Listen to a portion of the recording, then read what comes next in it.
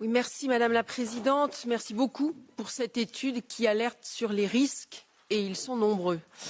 Elle va nous être très utile dans la mesure où nous sommes en pleine négociation dans le cadre financier pluriannuel 2028-2034 qui, quelque part, et vous le dites, remet en cause avec les plans nationaux le principe même de la politique commune. Parmi vos recommandations, de très nombreuses rejoignent celles du PPE. Le budget alloué à la pêche qui devrait être augmenté et son champ d'application clairement défini.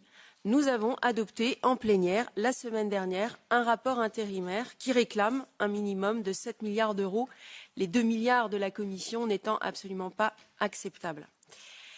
Les principales mesures liées à la politique commune des pêches, notamment la commercialisation, la transformation et la décarbonation des flottes, devraient être explicitement intégrées avec des allocations budgétaires appropriées.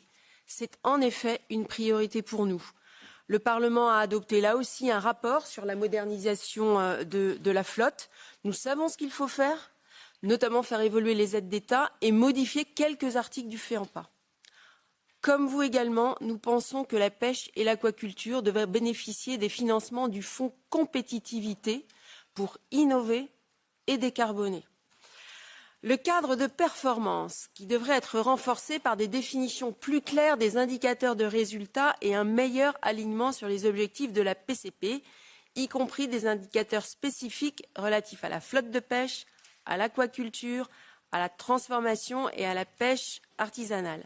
Il se trouve que je suis rapporteur pour avis de notre commission de la pêche sur ce règlement performance. Nous en avons parlé ce matin même. Je confirme que ce règlement mérite d'être retravaillé et singulièrement amélioré. Il est pour le moins technocratique, mais nous en discuterons avec nos collègues. Sur la mise en œuvre, vous vous interrogez vous aussi sur le principe du DNSH et je vous en remercie. C'est une grande inconnue, à vous dit. Et sur le volet social, j'ai, comme vous, été très étonnée qu'on mette le pourcentage à 0, alors que, bien évidemment, la pêche contribue à cet aspect social des choses. J'aurais juste une question.